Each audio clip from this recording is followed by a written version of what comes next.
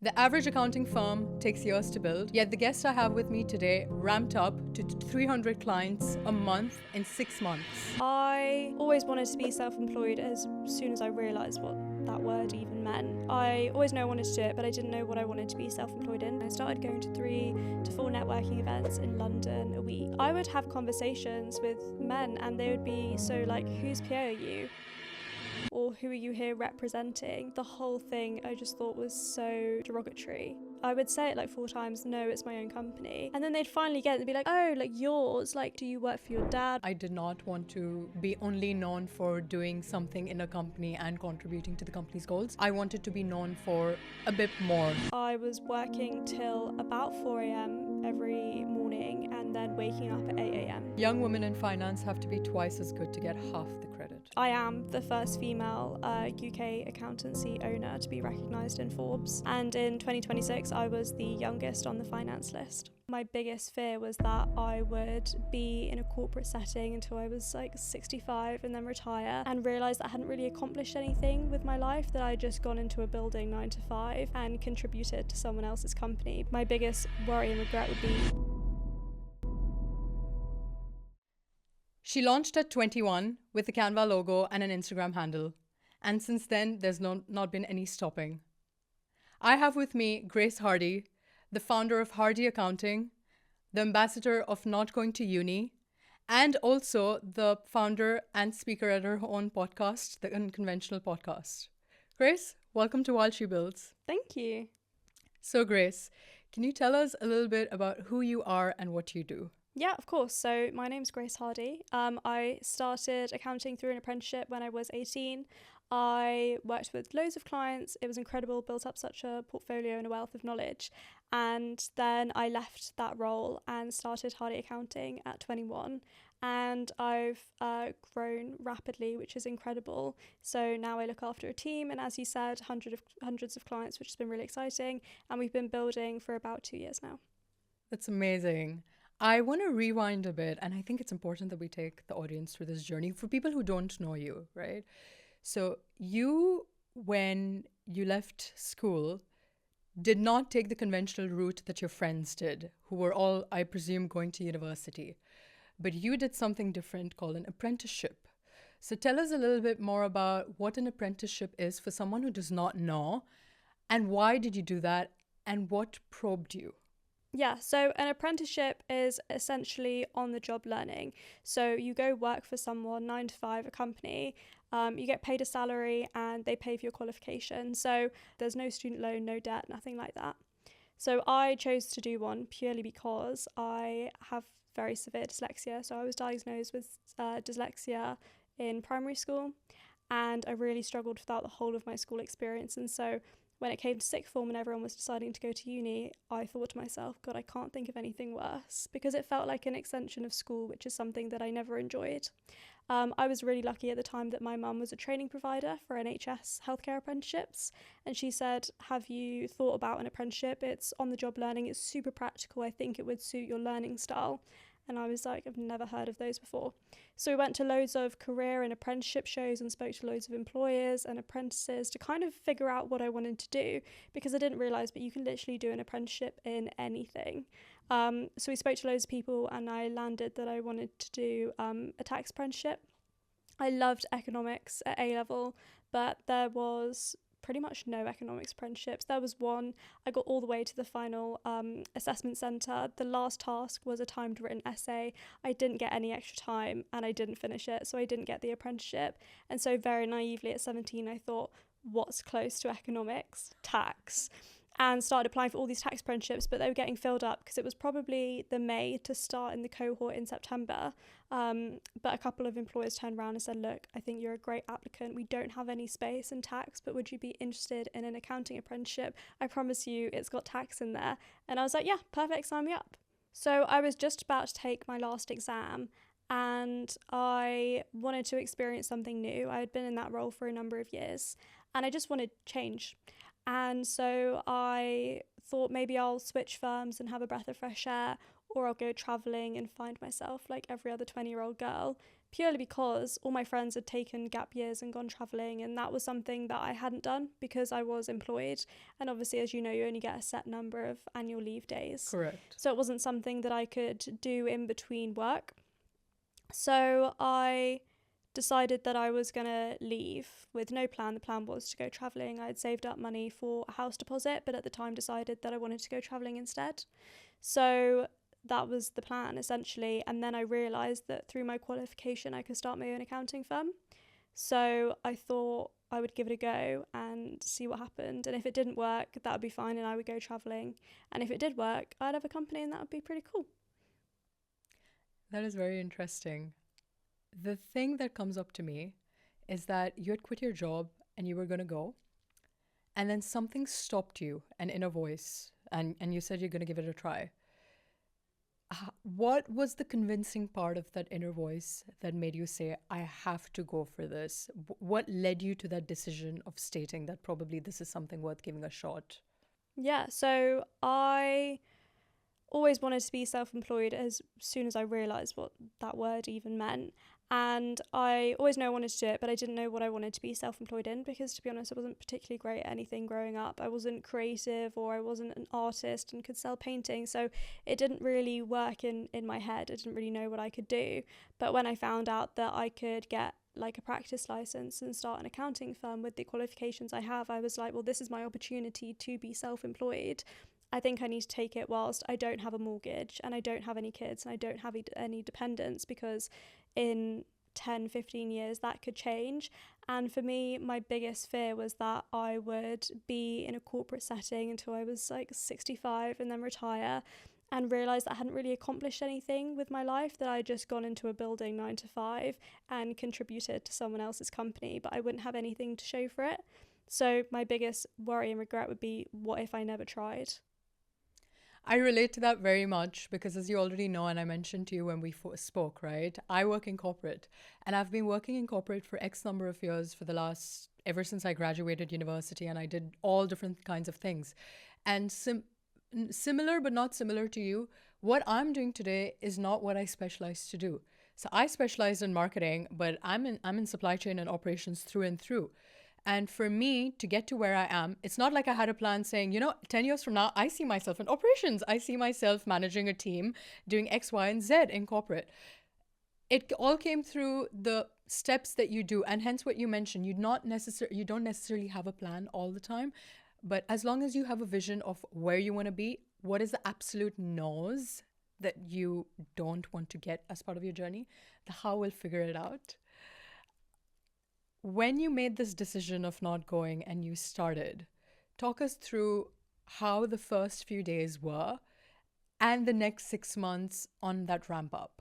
Yeah, so it was really weird because I just decided one day that I was going to be self-employed. So I kind of sat there with my laptop and I was like, well, I'm self-employed now, but you don't have any clients. No one knows who you are. You don't have a company.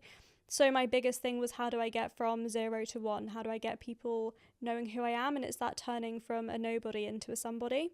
And so I decided that I would create free ebooks and put them on Instagram. So I used a website called answerthepublic.com, and you can see what people are Googling at the time. So I just put in the word tax and there were loads of questions people were asking.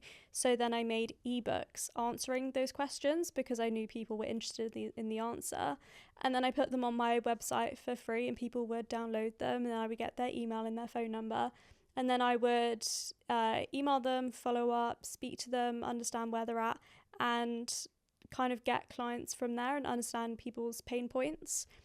And then I started posting regularly on Instagram and TikTok, just videos about financial education, demystifying things in business, like what are dividends, what are tax brackets, and things like that. And that's how I started to get my first few clients. And did you feel like you had it all together with your first few clients, or you probably felt like you had to scramble, figure it out? How was the process like? Yeah, it was chaos. There was no pricing structure in place. I didn't know what to charge people. It was about setting up an onboarding process. How do you collate AML documentation? What do you need to put in your letter of engagement? What software should I be using? It was all completely overwhelming. But on the client front, you're like, yeah, I've done this loads, we'll onboard you now, and then these are the next steps. But you were doing it as you went along. It reminds me a little bit about my story, and coming back to the corporate bit that I mentioned to you. The reason I'm here today having this conversation with you is, number one, I did not want to be only known for doing something in a company and contributing to the company's goals. I wanted to be known for a bit more that I am, who I am, and these conversations that I have and what someone else can take out of it by learning from you. And it's not like I had it figured out when I had my first podcast episode, just like you. We all have to figure it out on the go. And then we start to set systems for ourselves to help with our work. So coming back to what you mentioned. So you said that you figured it out all out as you went through the process. And probably at the start, when you were getting clients, they were also testing you and understanding what you bring in for them. But naturally, when you're going out to networking events, that might not be enough. I read somewhere, Grace, that when you used to go for networking events, especially with a lot of senior men of mature ages, which is your typical finance and accounting bros, they might have probably thought that you were a PA or a student. How did that feel like? And is there something that happened, any incident that you will always remember? No, it was just I was going to these networking events because I was told that's how you find clients. So I really put myself out there, and I started going to 3 to 4 networking events in London a week. And I was obviously going to like sell my services essentially. And I would have conversations with men, and they would be so like, whose PA are you? Or who are you here representing? And the whole thing I just thought was so derogatory. And I would say it like 4 times, no, it's my own company. And then they'd finally get it and be like, oh, like yours, like, do you work for your dad or like whatever? And they just couldn't believe that I was running something. And after like a couple of instances of that, I just stopped going to them. And I was like, clearly these are not my ideal. There are 4.5 million podcasts in the world, and only 8% of them are still going. I don't want to be that, and more importantly, I don't want you to miss what's coming. I want this show to give the space for conversation that aren't just useful for you, but for your friend who's about to get passed over for a promotion and won't understand why, for the sibling who's going to make their first big career move and is terrified, and for the partner who's going to want to take a leap one day but won't have anyone around them who's actually done it. In every episode between me and my guest, we won't wrap up until we've turned it into something you can walk away with and actually use. That is a promise I am making to you from day one. All I ask is one tap. Subscribe right now, because as this grows and as the guests get bigger and the conversations get deeper, I want you to have been there from the beginning, and I want you to be the person who says that they found this early. This show is going to make it, and I want you with me from day one. Hit subscribe, and I will see you next time. It must have taken you a while to understand how to navigate that situation, and number 2, establish authority in that situation, because essentially you're representing not yourself anymore, but your own company. Yeah. And that's what I want to ask you, how you built your own credibility and how you got people and clients or potential clients to trust you. Was there a method or a framework that you used? Not really. It was at the beginning, obviously, just throwing stuff at the wall and seeing what sticks. But I knew that the trust and credibility part was going to be really important, because I'm looking after people's finances at the end of the day, and I'm telling them things that they need to do, and I'm telling them how much tax to pay and all these kind of things. So I started on LinkedIn by sharing my story and my journey and my apprenticeship and things like that to build up that trust and credibility. And then I remember I put speaker on my bio on LinkedIn. I had done a couple of webinars, but I hadn't actually spoken on a panel or anything. But I'd heard someone else say she put it on and then she got loads of speaking opportunities. So I put it on, and then maybe a week later, the Department for Education reached out and they said, oh, I can see that you've got speaker in your bio. We would love you to come speak about your apprenticeship and your business. And I was like, oh my God, this is insane. Like, this is part of the government that like want me to come speak about my story. I was like, yeah, of course I've spoken, no problem, I'll be there. And I went, and that was my first like speaking gig. And it kind of flourished from that. But when you're associated with those kind of people, and like I've spoken for my professional body, I've spoken at the Houses of Parliament, Google, all these places, and bit by bit it builds up credibility. And whilst you're at those places, potential clients can see that you're there. And if the government can trust you to speak, well, that's building up your trust and credibility. That's absolutely correct because there's an established body that's looking to you and looking up to you, right?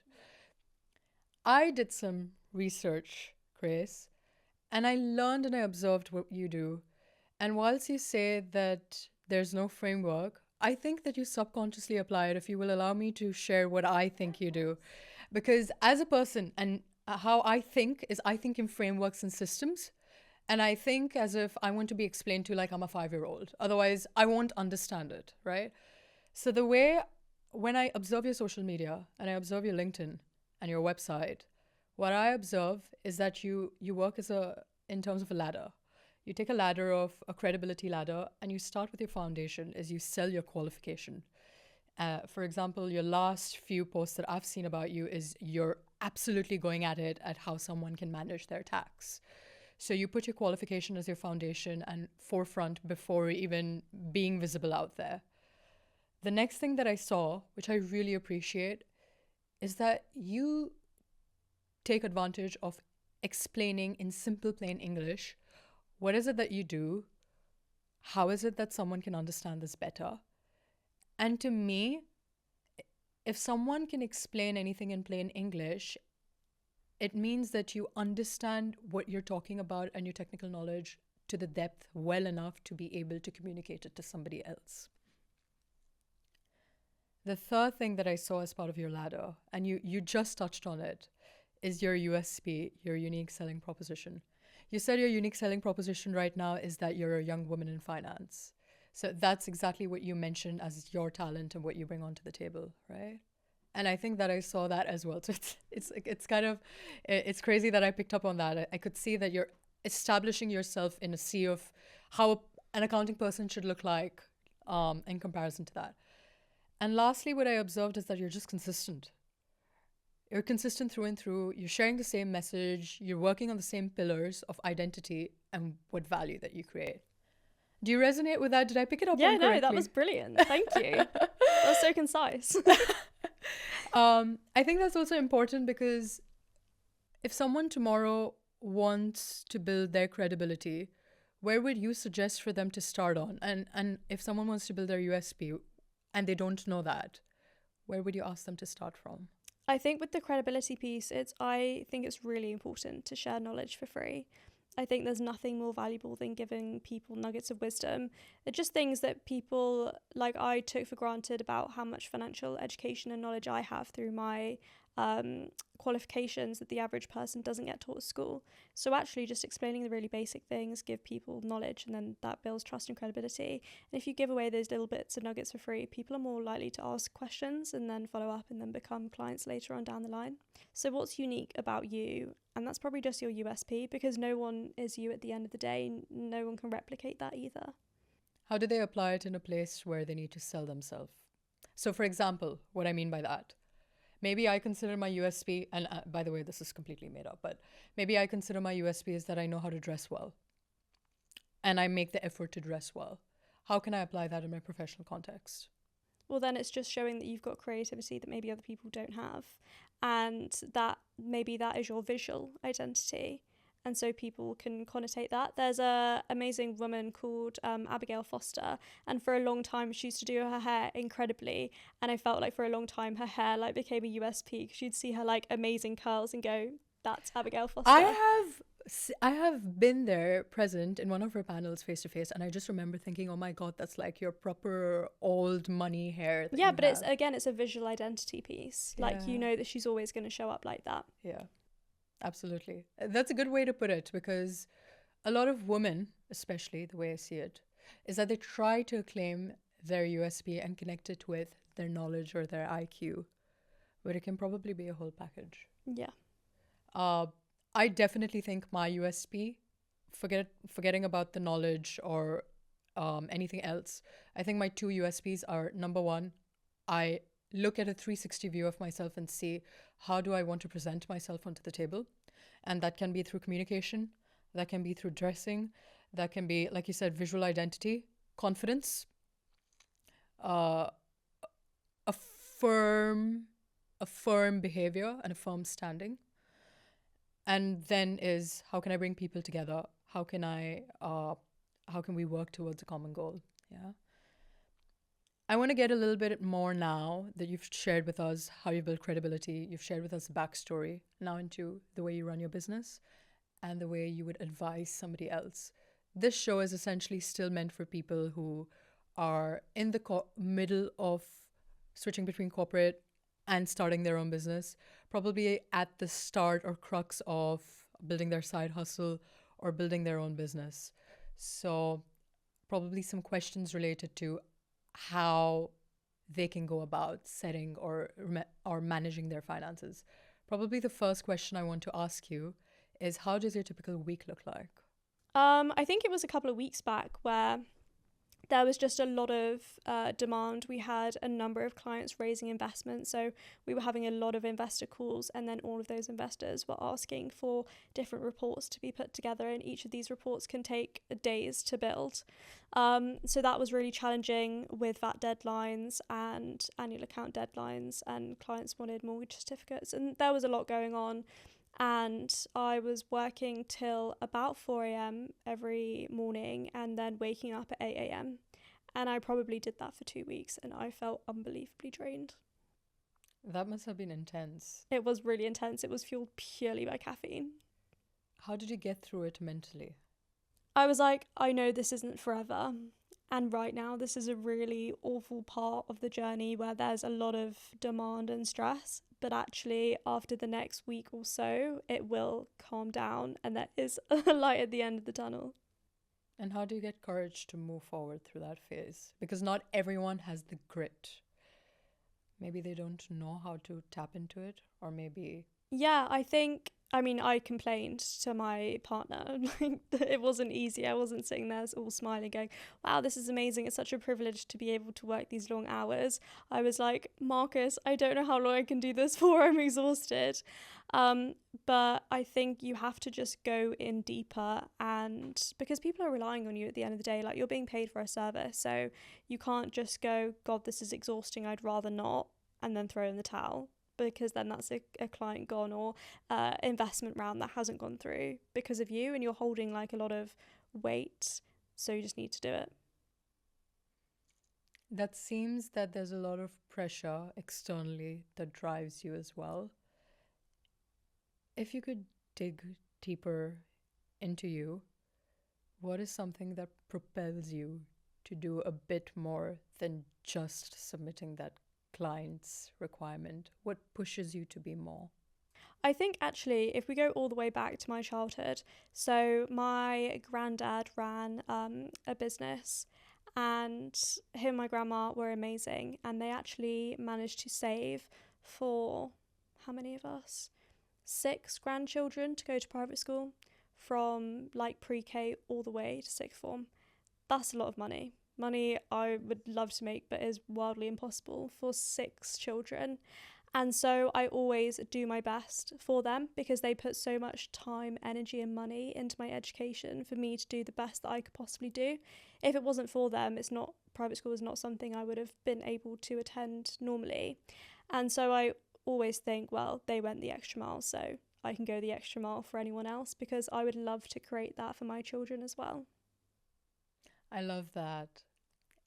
I really relate to that humble story that you've shared, because whilst I grew up in Dubai, and when people think Dubai, they immediately have a bias towards, oh, glamorous buildings, tall towers, a lot of money, gold, bling, bling, bling. I grew up in very humble parts of society, and I have seen my parents work day in and day out. My dad started in very humble, on the ground shop floor work. And me and my sister know the way they have raised us with everything that they had, despite their limitations, despite the challenges around them, despite people putting their own limitations onto them. In my wildest dreams, I would have not thought, and probably they would have not thought, I am where I am, that I have gone to the UK without ever visiting that country once, within a few years post-COVID, into anything that I am. And I give everything of me to them. And deep down, everything that I do is inherently to make them proud, that it is possible, and that they were the ones why I am here. So I admire you for that, and I respect that that's something that drives you and propels you forward.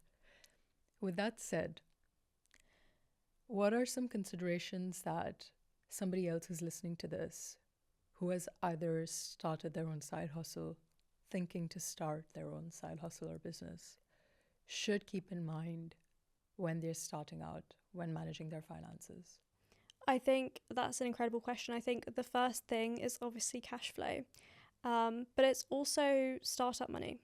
So, how much money do you need to get from 0 to 1? So, for an accounting firm, there is a startup cost, but it's potentially not as big as a tech startup. So, I probably needed just less than £1,000 to get my insurance, my license, my AML supervision, all the legal bits and bobs set up.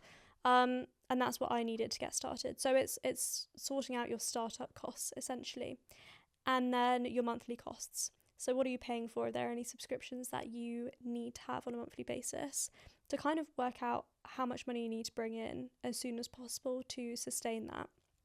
Because cash flow, I see in loads of companies, is one of the biggest problems. So do you have chronic late payers?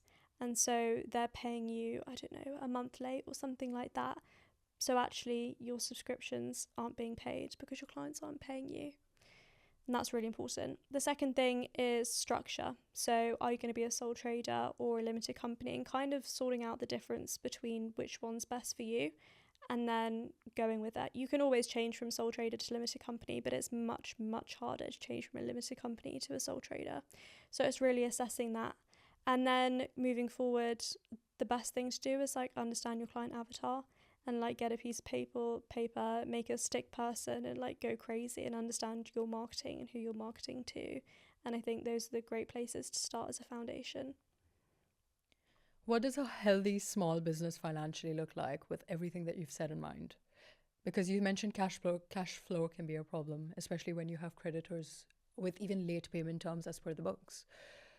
Just giving an example, I've grown up in a family where we have an F&B business, and the constant conversation on the table is that the credit deals in the market are 90 days payments, right? And they can't survive with these payment terms, or getting creditors to pay within a month's time. So what does a healthy business look like financially when they're starting out? I think healthy is different to everyone because everyone needs to make different amounts of money to sustain their lifestyle. So when I started, my lifestyle was very minimal. It was me in a shared house trying to live my best life. So the threshold is much less for me than someone, say, compared to someone who's got 2 kids and a mortgage and is starting up a business. So you really need to understand the base that you need to take home, and then understand obviously your taxes. So how much do you need to be putting aside per month to pay either your income tax or your corporation tax, etc., on top of your take home salary.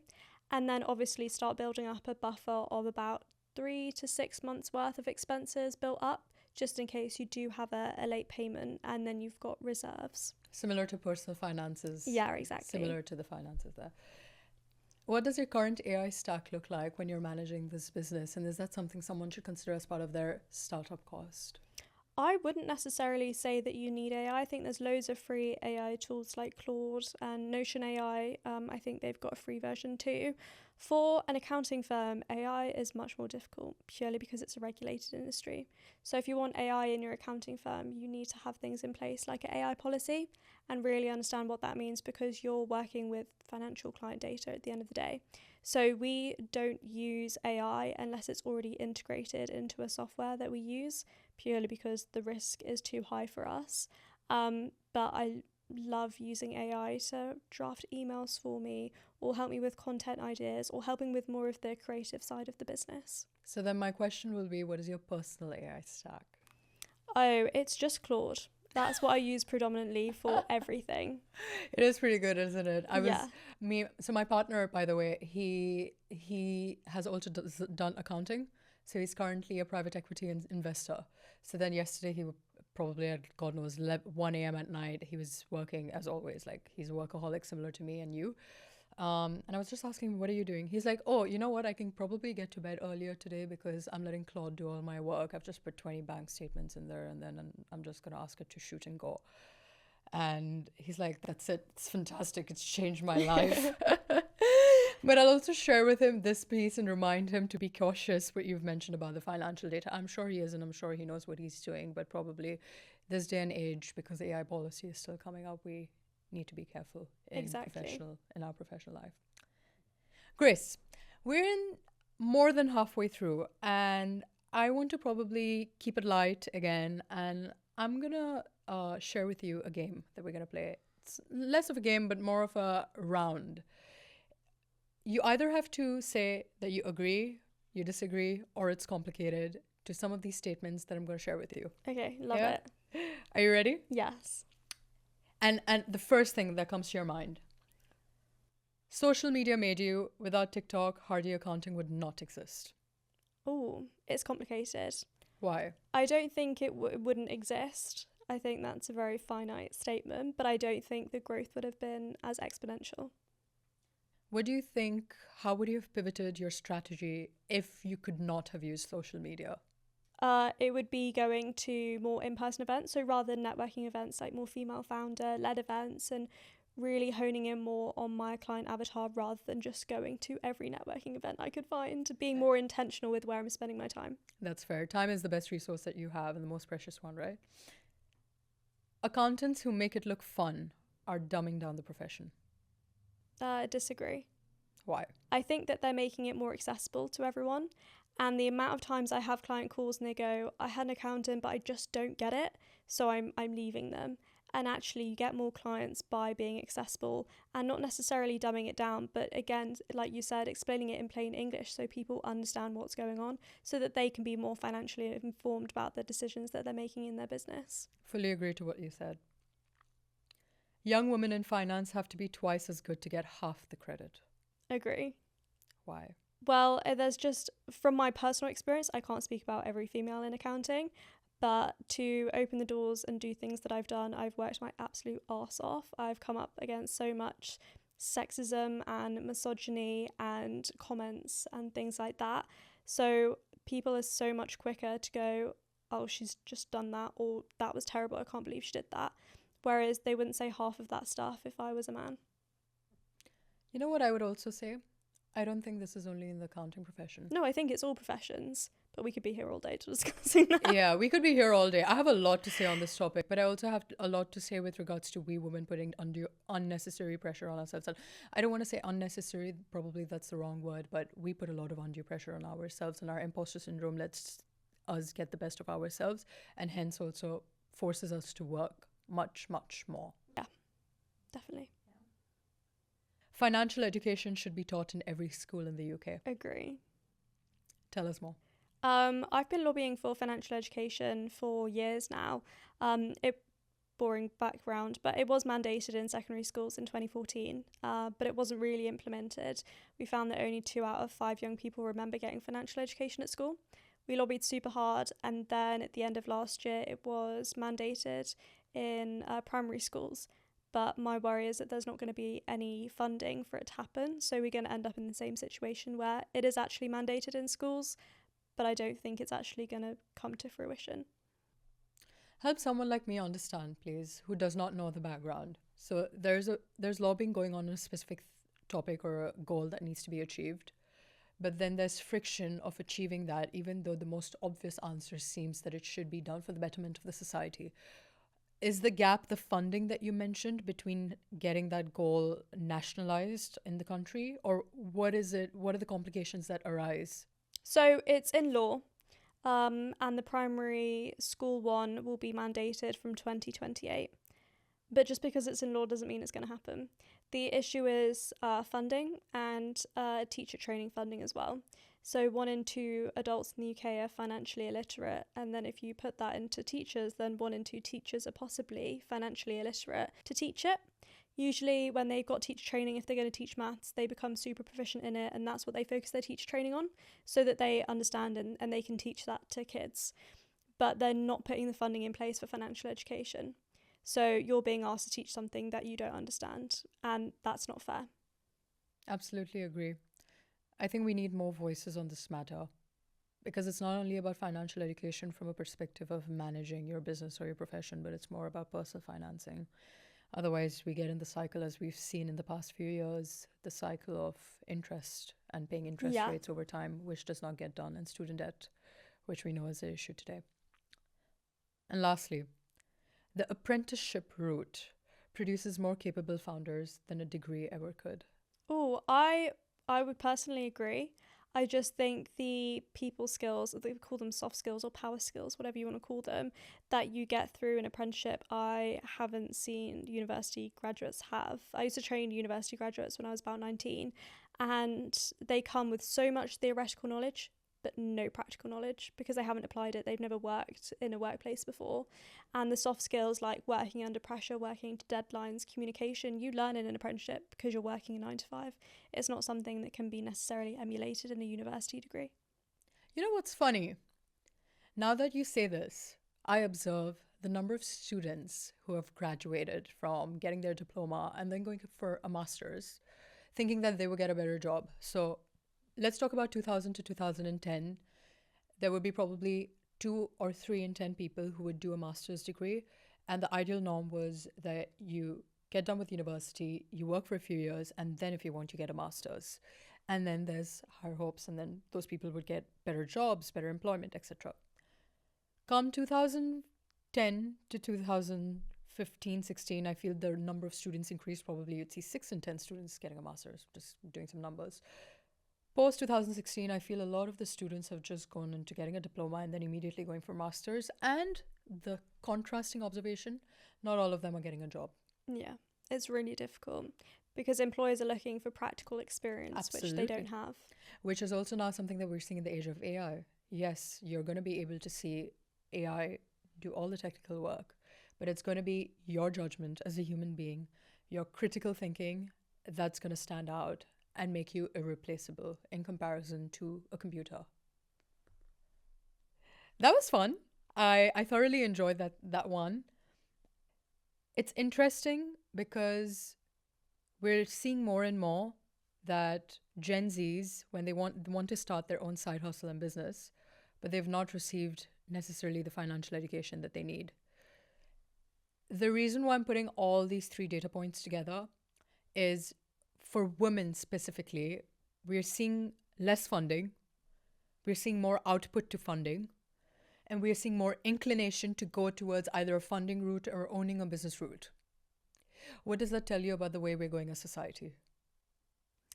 Wow, such a deep question. I think there's a woman called Sam Cooper-Gray who's done some amazing work around this, and she started an initiative called Women Are Good Business, because we're seeing more and more women and people starting businesses because they realise with a salary there is a limit. And also when you get later in life and you think about childcare and starting a family, that flexibility isn't necessarily there in the corporate work-life balance vibes. So actually starting a business is easier in some sense because there is more of a sense of flexibility. We see that women work harder and prove more, that they're very capable once they receive funding. But as you say, the VC funding landscape for women is dire. And harsh. Yeah. I think this flows very naturally and smoothly into the next segment, where you get to break a little bit more about the recognition that you recently received. And for those who don't know the context of it yet, you've been recently recognized, I reckon 2 months ago, for Forbes 30 under 30, which indicates, and not everyone gets this recognition. There are thousands of applications that come every year. And I understand that you were one of the youngest accountants to ever be recognized in that. Yeah, so I am the first female UK accountancy owner to be recognised in Forbes. Wow. And in 2026, I was the youngest on the finance list.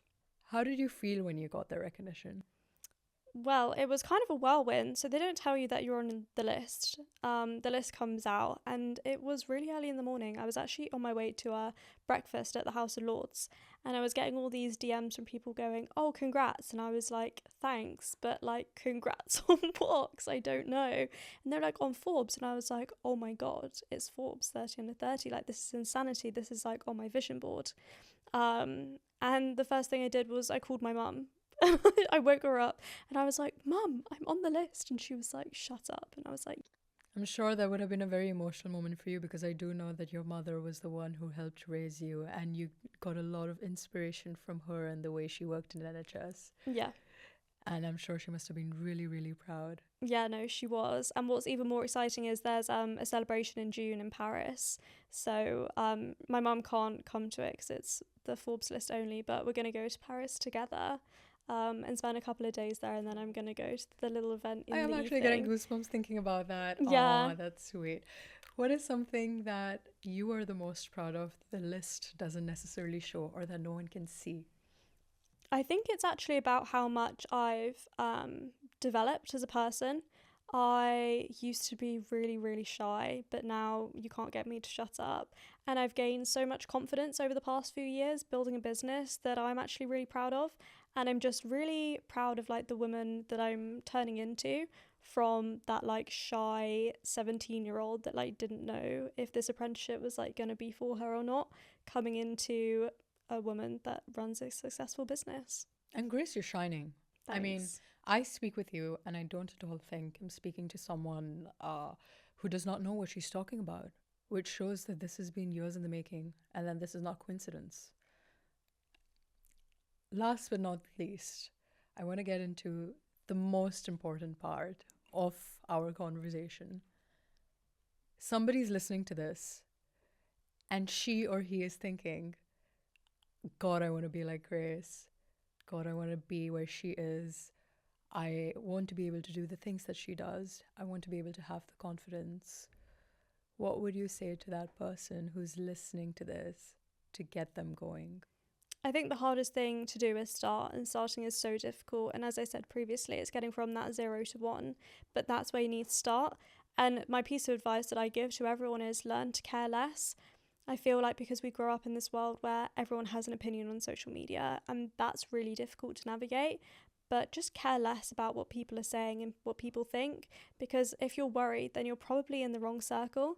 I was so worried when I started my business what my friends would think and what people I went to school would think and what my colleagues would think, that took up so much of like my energy. And then as soon as I became members of communities like Let's Fund Her and other female founded communities, everyone is so like similar in thinking that actually I knew that I started to surround myself with the right people.